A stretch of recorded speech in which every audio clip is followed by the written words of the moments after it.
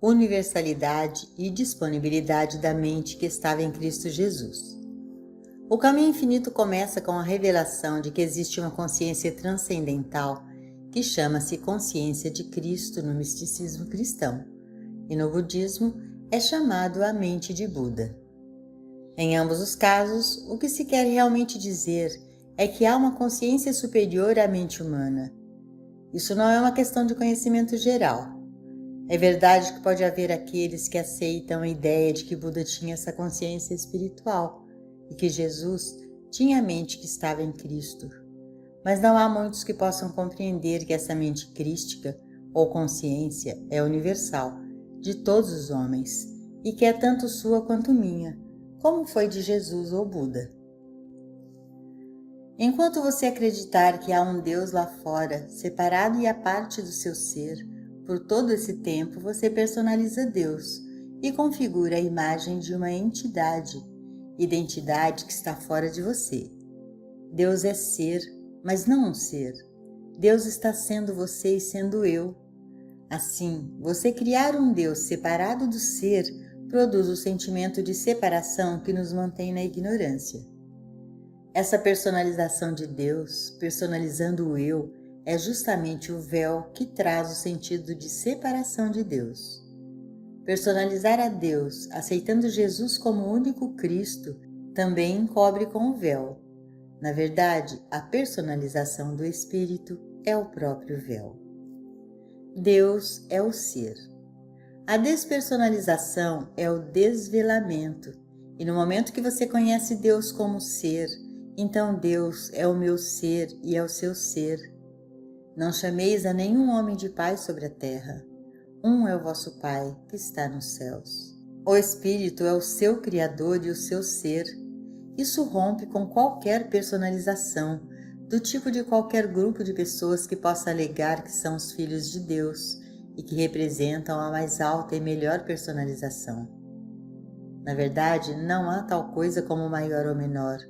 Não existe tal coisa como melhor, porque toda a forma externa que define-se como espiritual é apenas vaidade. Somente Deus é Espírito. Só eu, o Espírito de Deus em você, sou o Filho de Deus. E eu sou tão impessoal que, a menos que você possa olhar para o judeu ou gentil, católico e protestante, oriental e ocidental, branco ou negro, reconhecendo que eles são todos filhos de um mesmo Pai, você não poderá entrar na casa de Deus. Se despersonalizarmos Deus, sabendo que Deus é o ser de Jesus Cristo e que Ele mostrou isso para que pudéssemos saber que Deus não era apenas seu Pai, mas o Pai de todos nós, então nossas orações não serão mais uma atividade mental. Até então, viemos tentando alcançar Deus com a mente para influenciá-lo, canalizá-lo, quando na verdade a mente deveria estar quieta na afirmação e certeza do seu ser.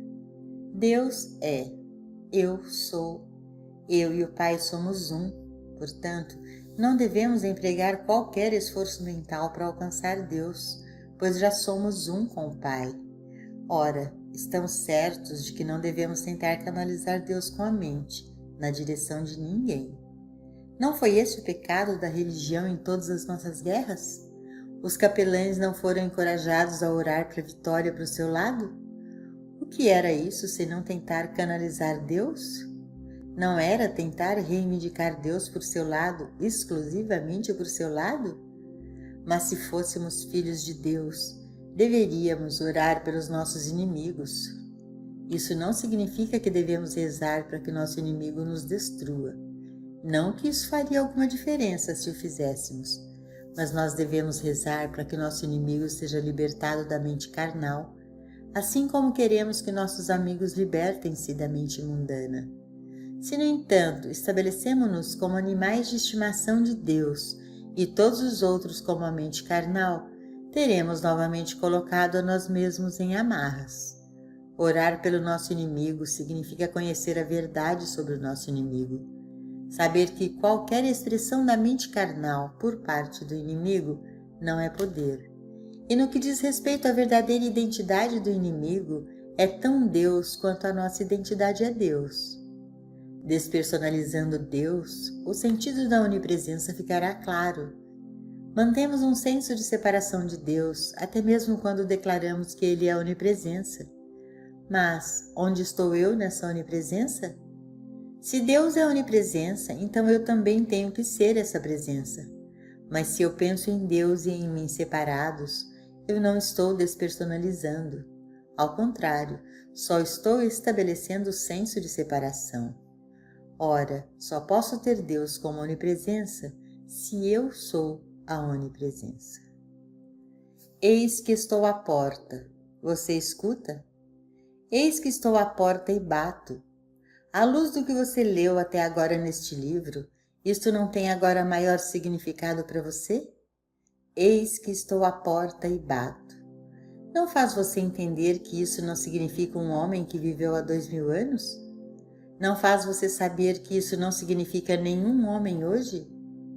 Você sabe que isso não significa algo diferente do que diz, mas que eu estou batendo a porta e implorando para ser admitido, para que você abra a porta de sua consciência e o admita? Esse eu é o princípio criativo deste universo, e esse eu tem batido na porta de sua consciência por séculos, implorando para ser admitido, mas você lhe dá as costas, procurando-o na Terra Santa de 2000 anos atrás. O caminho infinito revela que esse eu é a consciência iluminada, a consciência de Deus que você sempre procurou. Eu sou essa iluminação, essa iniciação. O eu do seu ser é a própria comida, roupa, habitação, felicidade, paz e segurança que você está procurando. Esse eu sempre esteve a bater em sua porta, tentando entrar em sua consciência. Sua vida inteira depende de conhecer a natureza de Deus. Até que você conheça bem a Deus, não se engane acreditando que você alcançou a imortalidade, porque você atinge a imortalidade somente no grau em que você o conhece bem. Você nunca o conhecerá até que você o conheça como sendo o eu, o Espírito de Deus em vós, a voz interior pequena e silenciosa. O reino de Deus está dentro de você e Deus está em seu reino. Deus constitui o seu reino. Ou essas palavras trazem de dentro de você um sentimento alegre de aceitação, um sentimento de sim, eu sempre soube que deveria ser assim. Ou a porta de sua consciência não se abriu para admitir esse eu, e o véu ainda está lá. Nesse caso, será necessário permanecer nessa palavra e deixar essa palavra permanecer em você, até que sua consciência se abra, admitindo o eu que está lá batendo. Quem está batendo na porta é o eu. Eu estou à porta. Não uma pessoa, mas eu. Não qualquer pessoa, só eu. O mesmo eu que é o caminho, a verdade e a vida. O mesmo eu que é o pão, a carne, o vinho e a água. A vida mística é prática. Às vezes, quando um professor ou praticante diz a um aluno que ele deve deixar a busca de sua saúde, seu sustento e sua companhia longe de si mesmo, ele pode perguntar: como? Então lhe deve ser dito: se não for assim, você não abrirá a porta de sua consciência e não aceitará a entrada do eu. Você não vai admitir que eu estou batendo lá. Ao invés disso, você está procurando outro Deus, ou você não está olhando para Deus em tudo, mas buscando alguns frutos, alguns benefícios de Deus. Mas isso você nunca vai encontrar. Deus não dá saúde, Deus não dá provisão, Deus não dá a paz, Deus não dá segurança. Deus é tudo isso. Eu sou o caminho, a verdade e a vida. Eu sou a ressurreição. O eu não dá essas coisas ou as envia. O eu é essas coisas todas. O eu encarna tudo isso. Quando você abre a porta de sua consciência e admite o eu, você descobre a presença, a princípio de forma lenta e gradual, porque nenhum de nós conseguiria realizar tudo de um salto. mas você verá que essa presença flui de você nas diversas formas necessárias para a sua experiência. É por isso que o caminho místico é o modo de vida mais prático que já foi conhecido. O mundo tentará nos dizer que a via materialista é a mais prática, mas se você olhar para a história, creio que vai concordar que o materialismo nunca nos deu o caminho. E se você olhar para os países que uma vez tiveram uma balança favorável do comércio, com um constante afluxo de ouro, você vai descobrir o quanto a cena mudou e que muitos deles não os têm mais. Por quê? Porque tudo no mundo é tão fugaz como uma sombra. Mas se você abre a sua consciência para mim e percebe que eu, no meio de vós, sou Deus, que eu, no meio de vós, sou essa plenitude, então, se por algum motivo a sua saúde, a sua casa ou sua família deixaram você hoje, não fará diferença. Esse eu é a ressurreição de tudo. Uma vez que você percebe que eu no meio de você é Ele, você descobrirá então que os anos perdidos pelos gafanhotos serão restaurados. Tudo o que já foi tirado de você, por causa de sua ignorância de Deus, agora será devolvido a você 2 vezes mais.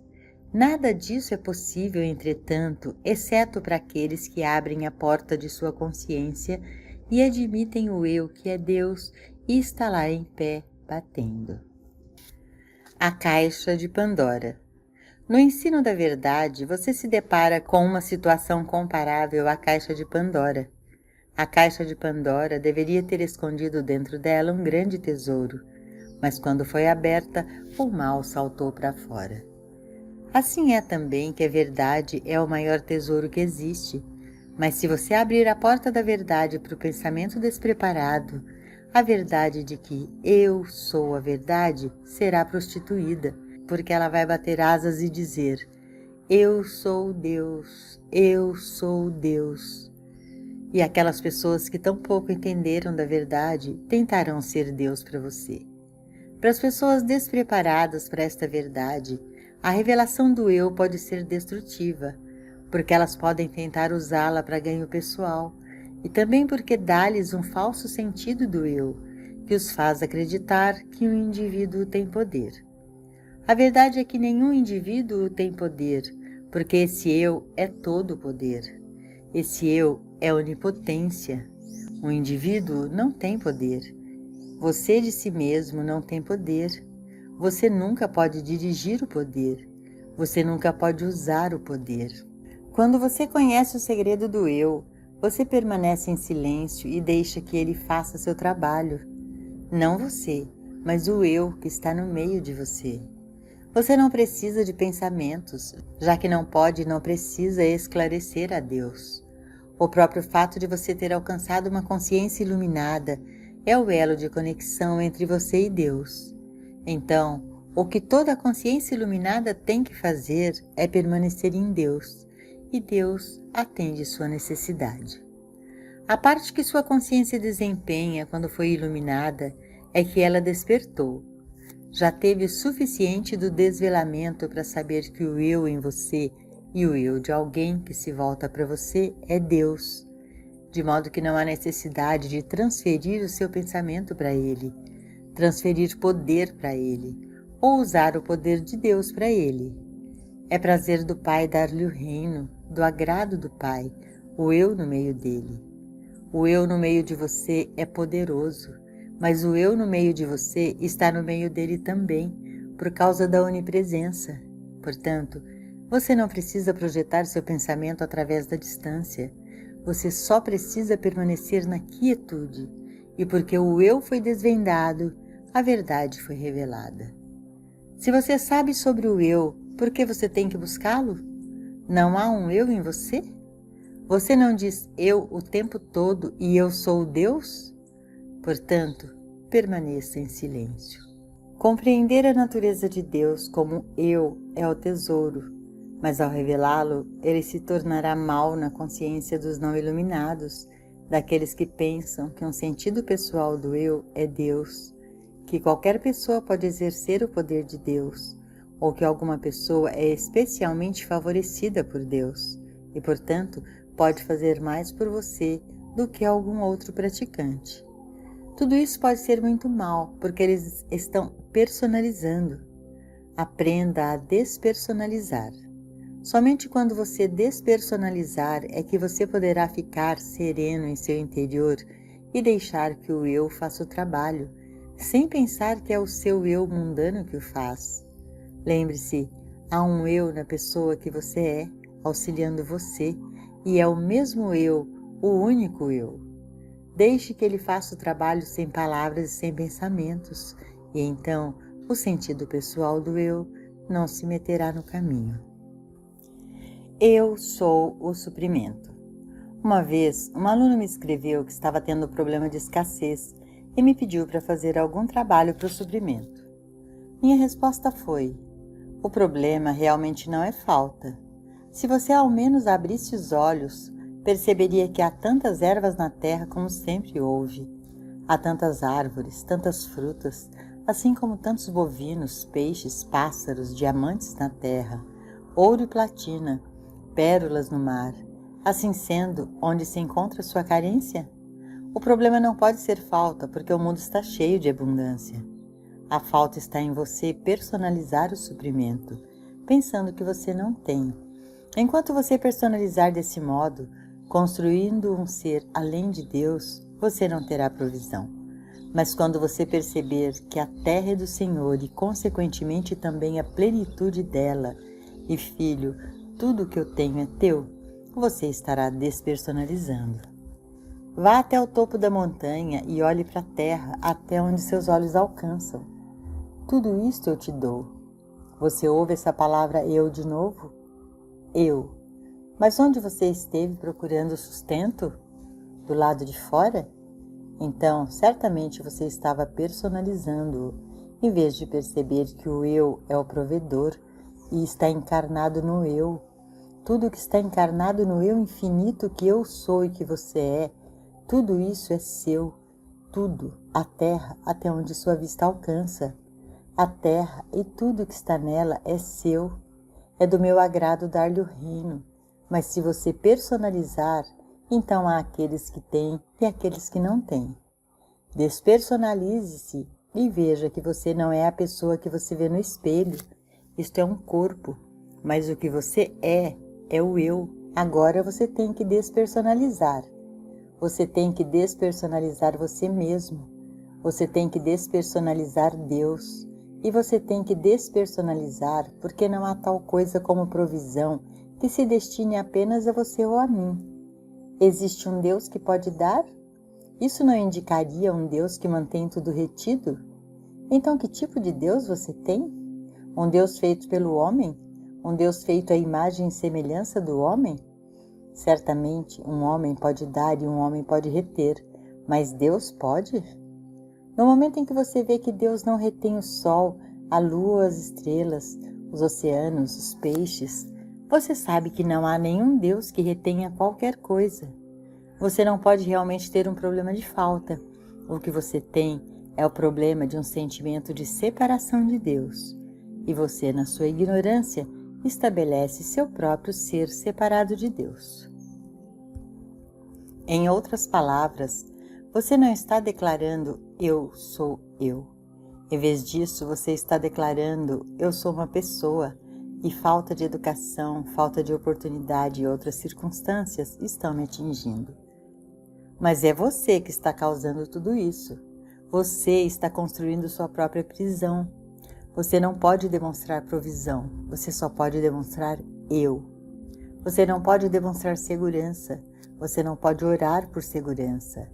Na verdade, você nunca será capaz de economizar dinheiro suficiente para ter segurança, como muitos ex-milionários descobriram. A única segurança que você pode ter é quando a porta de sua consciência se abre e admite o eu, para que você possa dizer: eu sou o meu sustento. Eu, no meio de mim, sou poderoso. No caminho infinito dizemos: aquilo que estou procurando, eu sou. Essa frase deve ser o suficiente para salvar o mundo, mas isso não pode ser aceito com o intelecto. Então são necessários anos e anos ouvindo e vivendo com ele, até que finalmente você possa dizer: sim, eu. Agora eu entendo o significado do eu. Você não pode personalizar esse eu.